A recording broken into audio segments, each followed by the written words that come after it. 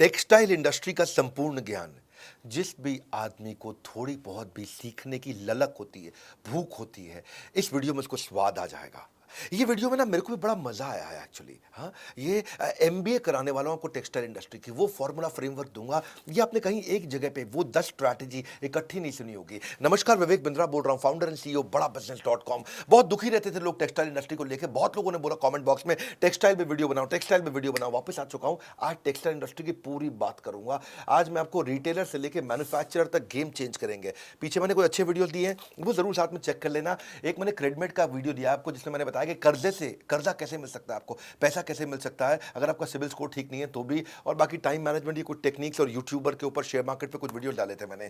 समस्याओं का समाधान, घटेगा बिजनेस में नुकसान, बढ़ाओ कस्टमर रिटेंशन, खत्म हो जाएगा कंपटीशन। ये ज्ञान बढ़ा देगा आपका नाम, कैसे बेचे सामान कस्टमर केवल याद रखेगा आप ही का नाम। टेक्सटाइल इंडस्ट्री की एमबीए करने वाले हम। रिटेल, कपड़ों का रिटेल, कपड़ों का व्यापारी, ये जो है ना एक कस्टमर का बिजनेस होता है। इसमें आपको दुकान के अंदर, शोरूम में कुछ एंटरटेनमेंट, एक्साइटमेंट रखनी चाहिए, तभी कस्टमर आता है। वैसे तो रिटेलर बहुत सारे हैं, लाखों रिटेलर है हमारे देश में, इतना कंपटीशन है, इतनी स्कीम, इतने डिस्काउंट, तो रिटेलर अलग से कैसे निकल के आए? कपड़ों का व्यापारी क्या करेगा? इस इंडस्ट्री में होता क्या है? इसमें कौन छाता है? करोड़ों रुपया कैसे कमाया जा सकता है? सुनना मेरी बात को। अगर इसके अंदर जैसे खाने की इंडस्ट्री होती है ना, फूड, उसको पहले देख के खाते हैं, आंखों से खाते हैं, फिर जबान से खाते हैं। कपड़ों में भी ऐसे ही होता है। हाँ, कपड़ों में भी ऐसे ही होता है। पहले आप कपड़ों को देख करके पहनते हो मन से, उसके बाद एक्चुअली पहनते हो। हाँ, तो शोरूम आपका ऐसा होना चाहिए, कपड़े ऐसे होने चाहिए, देखने में अच्छे लगे। ये बड़ी ल्यूक्रेटिव इंडस्ट्री है। 10 लाख रिटेलर है आज हमारे देश के अंदर कपड़ों के, और ब्रेक इवन पॉइंट इसका बहुत ईजी है, आसानी से अचीव हो सकता है। अगर 50% एफिशिएंसी पे भी करें तो ब्रेक इवन तुरंत मिल जाता है आपको इसमें। छोटा रिटेलर भी इसमें लॉस नहीं करता, लेकिन अगर ठीक से चलाए तो। हाँ, आपका रोटी कपड़ा मकान नेसेसिटी है, रिसेशन प्रूफ बिजनेस है। थोड़ा सा भी अगर आपने चेंज होते हुए फैशन को रिस्पॉन्ड कर लिया, छा जाओगे। 10 स्ट्रैटेजी दे रहा हूं। पहला, रिटेल के अंदर सेल्स नहीं होती है। कपड़ों के शोरूम में भी सेल्स नहीं है, परचेज सेल्स है। हाँ, क्या मतलब हुआ इसका? इसमें ना सारा गेम परचेज में है। परचेज, आपको क्या ब्रांड लेना है, क्या डिजाइन लेना है, कौन सी सीजन में चलेगा, किस प्राइस का चलेगा, गेम सारा परचेज में है। जितने भी मैंने कपड़ों के शोरूम देखे हैं, वहां सारी गड़बड़ तभी होती है जब उनके पास गलत माल पड़ा होता है। रिटेलर को एग्जीबिशन जाना चाहिए, एग्जीबिशन में जाकर के स्टडी करना चाहिए मार्केट क्या ले रही है। ऐसा नहीं कि आपको जो आकर के स्कीम दे गया है, जो आपको आके मिठाई का डब्बा देगा, भैया ये कपड़े ले लो हमारे, बहुत बढ़िया, ऐसे बहुत सारे एजेंट्स आएंगे बीच में, वहीं सारा गेम खराब होता है। परचेज सीख लो पहले क्या होता है, परचेज करते कैसे, फैशन और रेलेवेंसी के हिसाब से, पब्लिक डिमांड, ट्रेंड्स और रेलेवेंट स्टॉक के हिसाब से हमारे को लेना है। परचेज लाइफलाइन है, बाय राइट सेल राइट। सही खरीदा आसानी से अपने आप बिक जाता है। प्रॉब्लम क्या हो जाती है, मेन मुद्दा क्या है धंधे के अंदर, जब आप गलत माल लेके रख लेते हो तो इन्वेंट्री बढ़ जाती है, माल पुराना होता है, कपड़ा पुराना होते ही, फैशन बदलते ही बिकना बंद हो जाता है। जब बिकना बंद हुआ तो गेम ओवर हो जाता है, क्योंकि रॉन्ग बाइक आपने, आपका अनसोल्ड स्टॉक मतलब आपका कैश फंस गया है। इतने दिन से कपड़े पड़े हुए हैं, मक्खी मार रहे हो आप, बिक नहीं रहे हैं, कैश आपका फंस गया है। ब्रांड जल्दी बिकते हैं, फटाफट बिकते हैं, स्कीम के चक्कर में मत आना। डेड स्टॉक हो रहा है तो तुरंत निकाल दो उसको। वाई एनालिसिस करो, मेरे साथ ऐसा क्यों हो रहा है, क्या मैं गलत डिज़ाइन ले रहा हूँ, क्या मैं महंगा या बहुत सस्ता ले रहा हूँ, क्या मेरा सेल्समैन ठीक नहीं है, या मैं डिस्प्ले अच्छे से नहीं कर पा रहा। बेसिकली यही 4 प्रॉब्लम होती हैं, डिज़ाइन की, प्राइस की, सेल्समैन की और डिस्प्ले की। ये 4 चीज़ें ध्यान रखनी अपने ज़रूरी है। बैड स्टॉक मत खरीदो, good stock, very good stock लेना। बैड स्टॉक मतलब जो बिकता नहीं, गुड स्टॉक मतलब जो बिक जाता है, डिमांड है, लेकिन वेरी गुड स्टॉक फट फट फट फट बिकता है। अब इसका मतलब क्या हुआ, 80-20 फॉर्मूला। फिर समझो, रिटेल के धंधे में आपकी सेल्स अच्छी नहीं करनी है, परचेज अच्छी करनी है। माल वही रखो, जो माल 80% बिकता है, हाँ, ये केवल 20% तरह का माल होता है जो 80% बिक जाता है, और वही वाला 20% तरह का माल, उसको 80% भर लो अपने पास में। 80% ऑफ दैट 20% जो आपको 80% ग्रोथ देगा। ये है मेन मुद्दा इसके अंदर। हाँ, इसको बोलते हैं एबीसी एनालिसिस या एफएसएन analysis, fast moving, slow moving, non moving. जो जल्दी बिकता है उससे शोरूम भर दो, जो धीरे बिकता है उसको केवल 15-20% रखो, और जो नहीं बिकता है उसको 2-5% से ज़्यादा कभी मत रखो। यही है मेन सारा का सारा गेम। परचेज जो है ना, माल को जमा करना। परचेज मतलब जमा, दुकान में सामान लाते हो, परचेज मतलब जमा, सेल्स मतलब मजा। हाँ, जमा मजा, जितना बढ़िया सेल्स करोगे उतना मजा आएगा आपको।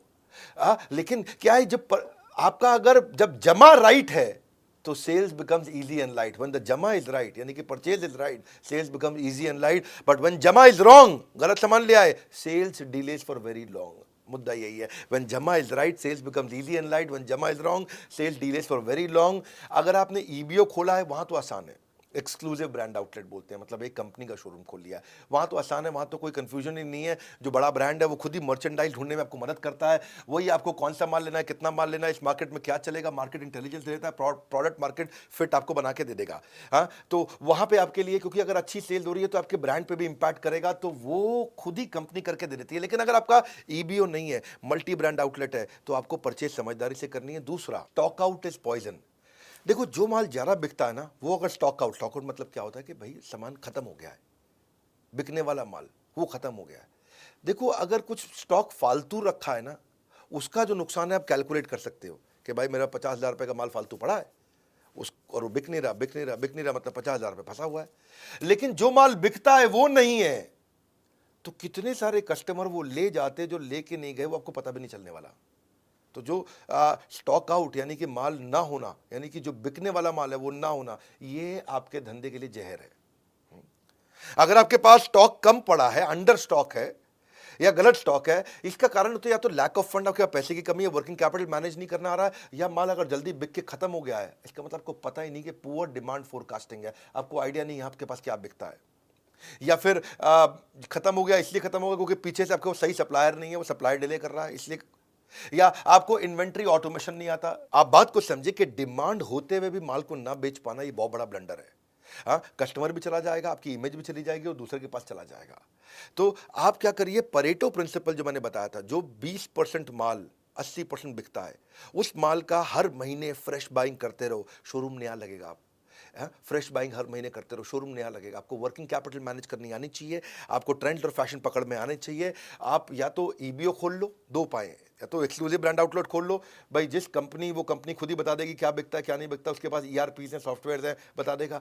और आप ईबीओ नहीं खोलना चाहते, अपना ही एमबीओ चलाना चाहते हो, तो फिर ईआरपी खुद लगा लो। रेडी सोल्यूशन आजकल ईआरपी के बहुत सारे आ रहे हैं, वो लगा लो, काम हो जाएगा। तीसरी स्ट्रैटेजी पे ध्यान देना, लोकेशन जो है ना, इसमें बड़ा गेम चेंजर है। आपके शोरूम का, आपके स्टोर का, आपकी कंपनी का लोकेशन कहाँ पे है, फिजिकल लोकेशन से बात बनती है। भैया अगर लोकेशन कमजोर है, कस्टमर ही नहीं आ रहा, तो बेकार है। आपका जो प्राइमरी कस्टमर है ना, जो 60 से 80% कस्टमर वैसा होता है जो माल खरीदता है। सेकेंडरी मतलब 15% कस्टमर ही कभी कभी लेता है। टर्शरी मतलब वो कस्टमर जो माल खरीदता ही नहीं है। इसका कैलकुलेशन करना सीख लो, ये कैसे मिलते हैं, इसके कुछ तरीके होते हैं, ये मिलते कैसे हैं, क्या फैक्टर होते हैं। आप जहां दुकान खोल रहे हो वहां कस्टमर आपके काम के रहते कितने हैं, वो पढ़े लिखे कितने हैं, यहां पे चलने वाले पैदल ग्राहक कितने घूमते हैं, इनकी उम्र क्या है, जो प्रोडक्ट आप बेच रहे हो वो उस उम्र के लोगों को देना है कि नहीं देना है, किस प्रोफेशन के लोग रहते हैं आसपास। कुछ इलाके होते हैं जहाँ व्यापारी ज़्यादा रहते हैं, कुछ इलाके होते हैं जहाँ अपार्टमेंट होती हैं, सोसाइटीज़ होती हैं, हाई राइज टावर, वहाँ नौकरी करने वाला ज़्यादा होते हैं। इनकम ग्रुप कैसा है, लाइफस्टाइल कैसा है, धर्म क्या है उनका, प्राइवेट व्हीकल उनके पास है कि नहीं है, उनकी उनकी स्पेंड करने की क्षमता कितनी है। आसपास जहाँ आपने शोरूम खोला है वहाँ कोई मेट्रो जाती है क्या, वहाँ कोई बस जाती है, ऑटो आता है, पब्लिक ट्रांसपोर्ट है वहाँ पे। ये चीज़ों को देखो तब आपको समझ में आएगा यार यहाँ लोकेशन ठीक है, यहाँ माल अपने को शोरूम खोल देना चाहिए। चौथी स्ट्रैटेजी बड़ी कमाल का गणित दूंगा इसमें मैं, ये रियल कंटेंट है भाई साहब। हाँ, brand gives you better inventory turnover. क्या मतलब हुआ बेटर इन्वेंट्री टर्नओवर? मतलब बेटर आरओआई। इसका मतलब समझो, केस स्टडी से समझाता हूं। मोबाइल के दो ब्रांड लेते हैं, जियोनी और शाओमी। जो दुकानदार है ना, उसको शाओमी केवल 4% मार्जिन देता है, जियोनी 12% मार्जिन देता है। लेकिन फिर भी कौन, मतलब कमाई किस में जा रहा है, जियोनी में कि शाओमी में? जियोनी में। जियोनी 12% दे रहा है। हाँ, यानी कि आपने 1 लाख रुपए का मोबाइल बेचा जियोनी का, तो आपको 12,000 रुपये कमा लोगे। शाओमी का 1 लाख रुपए का मोबाइल बेचा तो केवल 4,000 रुपये कमाओगे। तो आदमी कहे भाई जियोनी ज़्यादा रख लो, लेकिन वो शाओमी रखता है ज़्यादा। पूछो क्यों? क्योंकि समझो यहाँ पे दो आपके बड़े अच्छे से खाने बने हुए हैं जहां आपने मोबाइल रखे हुए हैं, है कि नहीं, रैक अंग्रेजी में बोलते हैं। यहां 1 लाख रुपए का जियोनी पड़ा है, यहां 1 लाख रुपए का शाओमी पड़ा है। जियोनी 1 लाख रुपए का पूरे महीने में एक ही बार बिकेगा, यानी कि एक महीने में 1 लाख रुपए का आपने जियोनी बेच लिया, तो आपको उस पर कितना बच गया? 12% के हिसाब से 12,000 रुपये बच गया। लेकिन शाओमी इतनी तेज बिकता है, इतना ज़्यादा बिकता है, इतना ज़्यादा बिकता है कि ये 1 लाख रुपए का माल बिक गया, फिर आपने खरीदा, फिर बिक गया, फिर आपने खरीदा, फिर बिक गया, फिर आपने खरीदा। आपने फंसाया तो 1 ही लाख है, लेकिन ये 10 बार बिक गया। इधर 1 लाख का माल 1 बार बिका, शाओमी का 1 लाख का माल 10 बार बिक गया।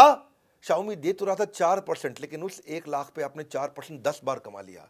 यानी कि आपने यहाँ 40,000 रुपये कमाया और यहाँ आपने 1 लाख पे केवल 12% देखने में अच्छा था, पर ये एक ही बार बिका तो आपने 12,000 कमाया। तो इस 1 लाख पे अपने महीने में 12,000 रुपये कमाया, इस 1 लाख पे महीने में आपने 40,000 रुपये कमाया, क्योंकि माल 1 ही लाख का रखा था, बिक रहा है, आ रहा है, बिक रहा है, जा रहा है। आप तो 1 ही लाख का माल फंसाते हो ना, अपना पैसा तो 1 ही लाख फंसाया दोनों जगह पे आपने, पर ये कम बार बिका जियोनी, तो यानी कि एक बार बिकने पे आपको 12,000 कमा के दिया, 10 बार 1 लाख का माल बिकने के कारण आपको 40,000 रुपये कमा के दिया। इसको बोलते हैं आरओआई। इसका मतलब क्या भैया? मतलब ये है कि अगर आप अच्छा ब्रांड रखोगे तो वो आपका ब्रांड बना देगा, और लोकल आइटम रखोगे तो आपको भी जिंदगी भर लोकल बनाए रखेगा। माल वो रखो जो अपने आप बिकता हो, मार्जिन थोड़ा मात्रा कम भी हो तो भी चल जाता है, आप आरओआई बहुत अच्छी कमा लेते हो, बहुत बढ़िया कर लेते हो। इसमें ना आप, मैं साधारण भाषा में समझाना पसंद करता हूँ। ये जोनी शाओमी के आइडिया से आपको समझ में आ गया होगा। कपड़ों में मामले में भी ना, कोई लोकल लल्लू लाल कपड़ा मत रखो, ठीक ब्रांड का कपड़ा रखोगे। हाँ, लल्लू लाल हो सकता है आपको 50% मार्जिन दे दे, ब्रांड आपको 30% मार्जिन दे, पर आप ब्रांड में ज़्यादा कमा जाओगे, जल्दी जल्दी बिकता है। हाँ, स्टॉक बहुत तेज घूमता है। और ये अगर फंसा रह गया ना आपका, जियोनी फंसा रह गया, तो जियोनी 3G था, टेक्नोलॉजी 4G आ गई, मोबाइल बेकार हो गया भाई। उसका रैम कम था और नया रैम आ गया, ज्यादा रैम वाले मोबाइल आ गए, टेक्नोलॉजी बेकार हो गई, मोबाइल बेकार हो गया। पड़े पड़े मोबाइल पुराना बेकार हो जाएगा, आपकी जिंदगी बेकार हो जाएगा। आपका भाई क्या हो गया, क्या करूं, फंस गया मैं, मक्खी मार रहा हूं उसके बैठ के। एक और फॉर्मूला समझो आप, इसको बोलते हैं stock rotation formula. Stock rotation formula क्या है, इसे समझ में आ जाएगी आपको बात। अगर आप बिल्कुल पढ़े लिखे नहीं हो ना, तो भी ये फॉर्मूला समझ में आ जाएगा आपको। हाँ, मैथमेटिक्स तो छोड़ो, अगर आपने खाली 10वीं छोड़ो, 8वीं छोड़ो, 5वीं तक पढ़ाई करिए, इतना ईजी कर दूंगा। सेल्स अपॉन स्टॉक का मतलब क्या है?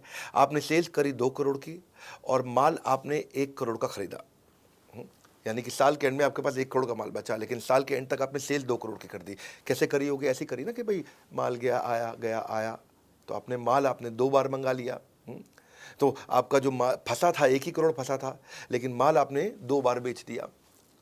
आप, कई लोग इतने समझदार होते हैं कि 1 करोड़ लगा करके 5 करोड़ की सेल कर देते हैं, और कई एक्सट्रीमली बेस्ट होते हैं, वो 1 करोड़ लगा करके 1 करोड़ का माल साल में 10 बार बेच देते हैं। यानी कि कपड़ों के शोरूम में उसको बोलेंगे 10 करोड़ अपॉन 1 करोड़, यानी कि उसका स्टॉक रोटेशन 10 बार हो गया है। आप समझो, जो इसको ऐसे समझो भाई, कुछ दुकानदार पुराना माल पड़ा है, वो थान में लिपटा हुआ है, उस पर दाग पड़ जाते हैं, जीन्स रखते हैं। किसी लोकल शोरूम में जाओगे दुकान पे, वहाँ जीन्स जब वो खोल के निकालेगा ना, तो उसके घुटनों से जहाँ फोल्ड करी थी जीन्स, उस पर लाइन सी आ जाती है। देखिए आपने कभी कभी ब्राउन सी भूरे रंग की लाइन आ जाती है, क्योंकि माल पड़ा हुआ है, उसका स्टॉक रोटेशन नहीं हो रहा, पुराना माल पड़ा हुआ है, खराब हो गया उसका माल, है, फैशन बदल चुका है, माल पड़ा हुआ है। वही चक्कर है। आपने अगर 1 करोड़ का माल 10 बार बेच दिया तो आपका स्टॉक रोटेशन 10 है। इसको आप ऐसे समझो फॉर्मूला से आसानी से, कि 1 करोड़ का माल अगर आपने 30% मार्जिन पे साल में 1 ही बार बेचा तो आपको 30 लाख रुपए बचा। लेकिन आपने दूसरी तरफ 1 करोड़ का माल साल में 5 बार बेच दिया, जल्दी जल्दी बेच दिया, 30% की जगह खाली 20% मार्जिन कमाया, तो 20% मार्जिन आपका 1 करोड़ का होता है 20 लाख, लेकिन 5 बार बेच दिया, यानी कि 20 लाख मल्टीप्लाइड बाय 5, 1 करोड़ रुपया। यहाँ 30% मार्जिन के साथ आपने 30 लाख कमाया, 20% मार्जिन के साथ आपने 1 करोड़ कमा लिया। वो 30 लाख कमा रहा साल में, ये 1 करोड़ कमा रहा साल में। एक ही अमाउंट फंसाया दोनों ने, इन्वेस्टमेंट दोनों की बराबर थी, पर उसकी बेचारे की कमाई साल के एंड में 30 लाख है, इसकी कमाई साल के एंड में 1 करोड़ है। ये मजा मार रहा है। इसके लिए करना क्या हुआ? है, समझ में तो आ गया आपको? 4 महीने पुराना माल खरीदी के भाव पे बेच दो। अगर कोई जीन्स लेके आए थे आप 500 रुपए की, 4 महीना हो गया है, अब 500 में बेच देना भाई। 800-900 का खाब छोड़ दो, अब 700 में मत बेचो, 500 में बेच दो, 4 महीना हो गया। लेकिन अगर 6 महीने तक सामान पड़ा रह गया कपड़ा आपके पास कोई, तो 500 की जगह 450 में बेच दो, कोई दिक्कत नहीं है। 430 में बेच दो, कोई दिक्कत नहीं है, पैसे छुट्टे हो जाएंगे। आपके पास 50,000 रुपये का माल फंसा पड़ा है ना, 50,000 का माल 40,000 रुपये निकाल दो, 40,000 रुपये हाथ में तो आएंगे। जब 40,000 हाथ में आएंगे तो नया माल लेके आओ, बहुत तेज बिकेगा, कमा के भी देगा। जब जगह खाली होगी, नया माल आएगा, नया माल जल्दी बिकेगा, जो शॉप है वो शोरूम लगने लग जाएगा अपने आप। कस्टमर के हिसाब से खरीदो भैया। कई लोग आएंगे आपको स्कीम देंगे, अरे भाई साहब 3 जीन्स ले लो, साथ में 3 जीन्स फ्री दे रहा हूँ, वो स्कीम है। हो सकता है कस्टमर ना ले रहा, वो कस्टमर वही लेगा जो कस्टमर को पसंद आता है। कस्टमर के हिसाब से माल खरीदो, स्कीम के हिसाब से नहीं कि जो डिस्ट्रीब्यूटर डीलर आके आपको स्कीम दे जाता है। हाँ, तो आपके लिए देखो एक चीज़ और अच्छी बताता हूँ, आपको आरओआई अच्छा निकालना है ना, टेलर रख लो अपने पास। टेलर के साथ बहुत कमाई होती है भैया। शोरूम खोलना मुश्किल है, टेलर रखना आसान है। पर क्या, शोरूम तो आप खोल लेते हो, उसके बाद टेलर के खर्चे आपको चुभने लग जाते हैं। हाँ? आप क्या है कि आप $1 खर्च कर देते हो, 1 पेनी में दिक्कत आती है। 2,000 का नोट खर्च कर देते हो, 2 रुपए खर्च करने में दिक्कत आती है। टेलर रखो। देखो रेस्टोरेंट वही चलता है जहां शेफ अच्छा हो, इसी तरह कपड़ों का शोरूम वही अच्छा चलता है जहां टेलर अच्छा हो। शेफ लाना मुश्किल नहीं है, रेस्टोरेंट खोलना मुश्किल है।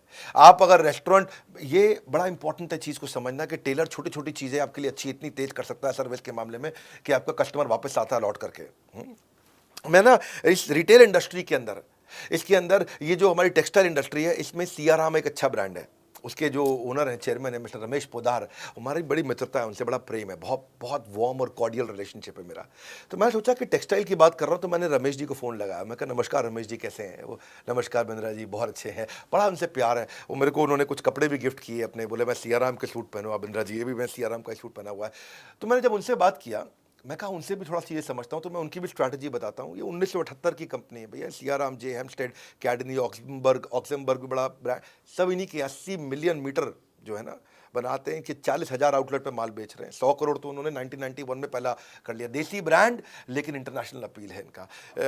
ये रिलेशन इनके साथ ऐसा है कि इन्होंने देखा कि डॉक्टर विवेक बिंद्रा बड़े वर्ल्ड रिकॉर्ड बना रहे हैं, तो इन्होंने भी रिटेलर्स के लिए एक इवेंट किया था और उसमें इन्होंने गिनीज वर्ल्ड रिकॉर्ड बनाया था। मुझे बोले कि आपसे इंस्पायर हुए, आपके देखा देखी हमने भी वर्ल्ड रिकॉर्ड बनाया। तो सियाराम के रमेश पोदार जी से एक और स्ट्रैटेजी मुझे समझ में आई, space utilization is revenue maximization. कई बार लोग शोरूम खोल लेते हैं। अब एक भाई थे हैदराबाद के, और उनका जो शोरूम था, उनका जो स्टोर था, वो 6,000 स्क्वायर फीट का था। 3,000 स्क्वायर फीट ग्राउंड फ्लोर पे, 3,000 स्क्वायर फीट फर्स्ट फ्लोर पे। तो ग्राउंड फ्लोर पे उन्होंने बना रखा शोरूम, बहुत बढ़िया, चकाचक, लाइट, बहुत सुंदर, मतलब अंदर घुसो तो देख के बड़ा हो मजा आ जाता। और ऊपर उन्होंने बना दिया गोडाउन। तो रमेश भाई वहां गए, उनसे मिले, उन्हीं का रिटेलर था। तो रमेश भाई बोले, अब सियाराम के चेयरमैन है तो सामने वाला बात सुनता भी है उनकी। बोले यार तुम गलती कर रहे हो, प्राइम लोकेशन पे, हैदराबाद की सबसे महंगी रोड पे तुम्हारा ये शोरूम है, और फर्स्ट फ्लोर को तुमने बना रखा है गोडाउन। गोडाउन सस्ती जमीन पे बनाओ, तो ग्राउंड फ्लोर पे भी शोरूम कर दो, फर्स्ट फ्लोर पे भी शोरूम कर दो, स्पेस को यूटिलाइज करो। स्पेस यूटिलाइज होगा, रेवेन्यू मैक्सिमाइज होगा। वो भाई मान गया उनकी बात। वही आदमी जो नीचे ग्राउंड फ्लोर पे 8 करोड़ का टर्नओवर कर रहा था, ऊपर फर्स्ट फ्लोर खोलते ही वो 12 करोड़ पे आ गया, फिर 15 करोड़ पे आ गया। तो उन्हें बहुत धन्यवाद किया, क्योंकि जब गोडाउन बनाना था वो सस्ती जगह बनाया, खर्चा उसका बहुत कम हो गया। वरना अगर ऊपर फर्स्ट फ्लोर जो इतनी प्रीमियम लोकेशन थी, उससे फट फट फट फट तेज कमाया उन्होंने। तो स्पेस यूटिलाइजेशन जब करोगे तो उसमें देखो मैनेक्विन अच्छे से डालो, ट्रायल रूम बनाओ, शीशे लगाओ, डिस्प्ले शेल्फ अच्छे लगाओ, डिस्प्ले काउंटर बढ़ाओ। जितना अच्छे से स्पेस को यूटिलाइज करेंगे ना, उतना रेवेन्यू मैक्सिमाइज होता है आपका। अगला है छठा स्ट्रैटेजी, इफेक्टिव ट्रेनिंग, मतलब हायर कन्वर्जन। आपने शोरूम बनाया, आपके शोरूम पे आपने कितने सालों की मेहनत करी है ना, कितना पैसा लगा दिया आपने वहाँ पे, कितना कुछ कर दिया आपने, इतनी ब्रांडिंग मार्केटिंग कर दी उसकी। आज उसकी इतनी इज्जत हो गई कि रोज 100 कस्टमर आ रहे हैं वहाँ पे। अगर रोज 100 कस्टमर आ रहे हैं और आपका सेल्समैन इतना कमजोर है कि 100 में से खाली 20 को माल बेच पाता है, 100 में से वो 20 को माल बेच पाता है, क्योंकि उसकी ट्रेनिंग अच्छी नहीं हुई। अगर उसकी ट्रेनिंग अच्छी कर दें, वो 100 में से 40 को माल बेच दे, तो आपका टर्नओवर एकदम डबल हो जाएगा। हाँ, कस्टमर लाने पे आप खर्चा कर चुके हो, पर उसकी ट्रेनिंग नहीं करी आपने। ये छोटे छोटे खर्चे होते हैं। प्रोफेशनलिज्म बढ़ाइए, हाँ, प्रोफेशनल्स को लाइए, उनको उतना प्रेम दीजिए कि वो फैमिली हो जाएं, फैमिली को लाइए, उनको उतना ट्रेनिंग दीजिए कि वो प्रोफेशनल हो जाएं। दो बातें हैं कि आप जब किसी एम्प्लॉय को हायर करते हो, उसको इतना प्रेम दो प्रोफेशनल आदमी को कि वो फैमिली जैसा हो जाए, और खुद के जो परिवार वाले हैं उनको इतना ट्रेनिंग दे दो कि वो प्रोफेशनल्स की तरह काम करना शुरू कर दें। मजा आएगा। उसके बाद ट्रेनिंग का कल्चर बना दो। यंगस्टर्स को बहुत दिक्कत आती है, उनके लिए बड़ा आसान हो जाएगा। डेटा ड्रिवन अप्रोच रखो, मेजरेबल गोल रखो, नहीं तो एवरीथिंग गोल गोल हो जाएगा। अगर मेजरेबल गोल नहीं होगा तो एवरीथिंग गोल गोल। गोल गोल चाहिए या बड़ा जबरदस्त वाला गोल चाहिए। अपने मैनेजर को, स्टोर कीपर को, सेल्समैन को, कस्टमर सर्विस एग्जीक्यूटिव को, शॉप फ्लोर, सबको बढ़िया ट्रेनिंग दो। इसको सारे रिटेलर्स के आप पहुंचा देना, जितने भी भैया अपने टेक्सटाइल वाले हैं। गेम चेंजर वीडियो में कुछ ऐसे फॉर्मूला दूंगा आपको मैं। तो सेल्समैन ना बड़ा इंपॉर्टेंट टच पॉइंट होता है। 10 में से 2 कस्टमर को माल बेच पा रहा था, वो 10 में से 4 को बेचना शुरू हो गया। अच्छी ट्रेनिंग दे दी आपने तो टर्नओवर डबल हो गया आपका। तो आपका जो शॉप फ्लोर है वो बहुत इंपॉर्टेंट एरिया है, उसको आप फीचर वर्सेस बेनिफिट की ट्रेनिंग दो। भाई कपड़ों का फीचर मत बताओ, बेनिफिट बताओ उसको। प्रोडक्ट की origin, history, accessories, catalogue, prices, कपड़ों के डिफरेंट साइजेज, यूके का साइज ये है, यूएस का साइज ये है, मेन का साइज ये है, वुमेन का साइज ये है, फैब्रिक का उसको एक्सपीरियंस हो जाना चाहिए, कॉम्पिटिटर क्या प्रोडक्ट बेच रहा है, कॉम्पिटिटिव एडवांटेज क्या उसको समझ में आ जाना चाहिए, एटिकेट्स के साथ बात करें, रैपो बिल्डिंग, रिलेशनशिप बना करके माल बेचे, कस्टमर के बाइंग बिहेवियर को पहचाने। डिफिकल्ट गुस्से वाला कस्टमर आ गया, एकदम चिड़ा हुआ, नक चढ़ा, ऐसे वाला भी होते हैं ना कहीं, हाँ, उसके साथ भी बड़ा कैसे वो डील करे, उसको कैसे समझाए और कैसे फॉलो अप करे, रेफरल कैसे ले, सेल्स को क्वालिफाई करे, प्रोफेशनल एथिक्स और एटिकेट उसको समझ में आ जाए, क्रॉस सेल अपसेल कर सके, है कि नहीं है। क्रॉस सेल अपसेल क्या होता है कि वो अगर कोट खरीदने आया तो अंदर के लिए शर्ट भी बेच दी साथ में, हाँ, अगर वो ट्राउजर लेने आया है तो ट्राउजर के साथ में आपने सॉक्स भी बेच दिए उसको, आपने अगर वो स्कर्ट लेने आई है तो अपने साथ में टॉप भी बेच दिया उसको, हाँ, तो इसको क्रॉस सेलिंग। अप सेलिंग क्या है, अगर वो 2000 वाला ले रहा है तो उसको 2000 की जगह 3000 वाला माल बेच दिया, एस्पिरेशनल सेलिंग कर दिया। कस्टमर का मन कैसे मोह ले ताकि सेल्स अपने आप ही हो ले, हाँ, कस्टमर का मन कैसे मोह ले, सेल्स अपने आप ही हो ले, इससे आपका आरओआई निकल के आएगा, गेम चेंजर है। सातवीं strategy, keep an I on KPI. KPI मतलब की परफॉर्मेंस इंडिकेटर। कुछ फॉर्मूलाज रखने चाहिए अपने स्टाफ के साथ, अपने ऊपर भी रख सकते हो। बेटा झूठ बोल सकता है, डेटा झूठ नहीं बोल सकता। फॉर्मूला क्या है आपको पता है, भैया मैं गैस नहीं देता, मैं ये नहीं बोल रहा जान लगा दो, मेहनत कर लो, खून पसीना एक कर लो, एड़ी चोटी का जोर लगा दो, ये सब बोल रहा हूं क्या मैं? फालतू मोटिवेशन नहीं मेरे भाई, रियल फॉर्मूला। बिजनेस के मामले में डॉक्टर विवेक बिंद्रा के चैनल पे आ जाओ, बड़ा बिजनेस, बस बस बस इतना ही। केपीआई मतलब डेटा ड्रिवन काम करना है। कैसे करना है आपको? डेटा ड्रिवन का मतलब है जैसे ना आप कुछ फॉर्मूला चेक करो, प्रॉफिट पर स्क्वायर फीट। अगर आपका 1000 स्क्वायर फीट का शोरूम है, आपका 1 लाख रुपए का प्रॉफिट हो रहा है, तो 1 लाख को 1000 से डिवाइड कर दो, आपको पता चल जाएगा प्रॉफिट पर स्क्वायर फीट कितना आ रहा है। फिर वो बेंचमार्क से उसको इंप्रूव करो। एवरेज ट्रांजैक्शन वैल्यू, जितने लोग आ रहे हैं, मेरा नाई है ना, बाल काटने आता था मेरे, उसके यहाँ एवरेज ट्रांजैक्शन वैल्यू जो थी 200 रुपए की थी। मैंने उसको बताया कैसे कॉम्बो बना दे और average transaction value, average order value को 500 रुपया कर दे। उसने कॉम्बो बनाने शुरू किए। जो कस्टमर बढ़ाना मुश्किल है, लेकिन उसी कस्टमर से ज़्यादा पैसा लेना आसान है। तो 200 में जो बाल काटता था, शेव करता था, उसने बोला मैं मसाज के साथ में बाल भी फ्री कर रहा हूँ काटना, शेव भी फ्री कर रहा हूँ, ये भी कर रहा हूँ। तो लोग जो है ना, मैंने उसको बताया कि ऐसा करो, सेल्फी ले ले यार, एक थीम उसको दिया, वो बहुत चल गया उसको, भाई मज़ा आ गया, है कि नहीं। लोगों ने वो 200 की जगह 500 का माल लेना शुरू कर दिया। इसको बोलते हैं एवरेज ट्रांजैक्शन वैल्यू। ऐसे ही आप लीड कन्वर्जन, कि भाई जितना कस्टमर आ रहा है कितने को बेच पा रहा है, पिछले महीने से ज़्यादा रेवेन्यू करके देखा, ये भी केपीआई हो गया, की performance indicator. Upsell cross sell कितना कर रहा है। एवरेज सेल्स साइकिल टाइम, मतलब ये कस्टमर को कितनी देर में बेचता है। कई सेल्समैन होते हैं वो, उसके पास कस्टमर आया 15 मिनट में बेच देते हैं। कई सेल्समैन होते हैं उसके पास कस्टमर आया 1 घंटा सब खोल के बैठ जाता है, ये भी देख लो, ये भी देख लो, ये भी देख लो। कस्टमर कंफ्यूज, गोल चक्कर होता रहता है। साइड में अमेजोन खोलता है और वो अपनी मम्मी को बोले मम्मी यहाँ से ले लेंगे, माल भी नहीं बिकता, है कि नहीं है। और बिकता भी तो ये 1.5 घंटे बाद जाके बिकता है। इसको क्या बोलते हैं, एवरेज हैंडलिंग टाइम, AHT। तो ये भी देखो कौन एम्प्लॉय ज़्यादा टाइम लगा रहा है। Average profit margin on sales, कौन डिस्काउंट ज़्यादा दे देता है, पूरे मार्जिन पे बेच रहा है कि नहीं बेच रहा। ये सेल्स पर रिप्रेजेंटेटिव, अगर आपकी 1 लाख की सेल हुई है और आपने पास 10 आपके पास एम्प्लॉय है, सेल्समैन है, तो मतलब ऑन एन एवरेज एक आदमी 10,000 रुपये की सेल करता है। तो जो 10,000 से ज़्यादा की करता है उसकी ताली बजा दो, जो 10,000 से कम की करता है उसकी ट्रेनिंग कर दो। ये कुछ बढ़िया बढ़िया KPIs होते हैं। सेल्स पर एम्प्लॉय निकाल लो, एम्प्लॉय टू कस्टमर रेशियो निकाल लो, हाँ, कि भाई आपने इससे ये बड़ा फ़ायदा है एम्प्लॉय टू कस्टमर रेशियो, कि अगर आपके पास रोज 1000 कस्टमर आ रहे हैं और 10 सेल्समैन हैं, तो आपने निकाल लिया भैया कि मैं 100 कस्टमर पे एक सेल्समैन दिन भर में लगाता हूं। जब फेस्टिवल का टाइम आता है 1000 कस्टमर की जगह 3000 कस्टमर हो जाते हैं, तो आपको पता चल जाएगा कि भाई मुझे 1 महीने के लिए 10 की जगह 30 आदमी करने पड़ेंगे, क्योंकि आपका एम्प्लॉय टू कस्टमर रेशियो निकल गया। हाँ, कस्टमर कितने दिन तक आपके साथ ट्रांजैक्शन करता है, क्योंकि कस्टमर रिपीट कस्टमर बन रहा है कि नहीं, लॉयल कस्टमर बन रहा है कि नहीं, प्रमोटर एडवोकेट बन रहा है कि नहीं बन रहा। क्योंकि ये भी बड़ा इंपॉर्टेंट फॉर्मूला है। रिटेंशन रेट, कितना कस्टमर रिटेन हो रहा है। रेफरल रेट, कितना कस्टमर आया और कितने को नए साथ में लेकर के आया, रेफरल किया उसने। क्योंकि KPI जब आप कर देते हो तो इससे आप एम्प्लॉयज को अकाउंटेबल कर लेते हो। एम्प्लॉयज अपने आप काम करते हैं, आपकी प्रेजेंस के बिना काम करते हैं। आप जो है वृंदावन में बैठ करके कीर्तन कर रहे हो, भगवान का जप कर रहे हो, या दुबई के बीच पे लेमनेट पी रहे हो, पीछे से धंधा अपने आप चल रहा है, क्योंकि आपने फॉर्मूला लगा के सबको मेजर करना शुरू कर दिया। लोग ऑर्गेनाइजेशन की प्रायोरिटीज को समझ जाते हैं, आपके एम्प्लॉय रिस्पॉन्सिबल होते हैं, बड़ी क्लैरिटी मिल जाती है उनको, इंडिविजुअल परफॉर्मेंस अच्छी होने लग जाती है। ये KPI था। 8वीं स्ट्रैटेजी है फिजिटल। फिजिटल मतलब अब फिजिकल शोरूम के साथ डिजिटल भी जाओ। बाइंग बिहेवियर बदल रहा है, इंफॉर्मेशन एज है, सब कुछ इंटरनेट पे दिख रहा है, सब कुछ इंटरनेट पे चल रहा है। पहले लोग टच फील करते थे, अब इंटरनेट से खरीद लेते हैं। तो आप डिजिटल भी हो जाओ साथ साथ। डिजिटल होने में घबराने की कोई जरूरत नहीं है, एक्सटेंशन है फिजिकल स्टोर का। आपको पूरे देश में जाने की जरूरत नहीं, आप डिजिटल तुरंत फटाफट पहुंच जाते हो। आप होम डिलीवरी दे सकते हो, सर्विस का एक्सटेंशन है वो। हमारे ना बड़े सारे कोर्सेज हैं कि फिजिकल बिजनेस को डिजिटल बनाने के लिए, WhatsApp marketing, digital marketing, Facebook marketing, e commerce marketing, email marketing. बस आपने ये सब सीख लिया, व्हाट्सएप मार्केटिंग आपने सीख लिया, तो आप कस्टमर को प्रोडक्ट भी भेज दोगे, उसको प्राइस भी बता दोगे, उससे परचेज भी करा लोगे, उससे पेमेंट भी करा लोगे और अपना प्रॉफिट भी कमा लोगे। बड़ा आसान है, तो वो मुश्किल नहीं है। आपके प्रोडक्ट में आएगी विजिबिलिटी, जैसे प्रोडक्ट की डिजिटल बढ़ेगी विजिबिलिटी, आपके धंधे में आ जाएगी स्केलेबिलिटी।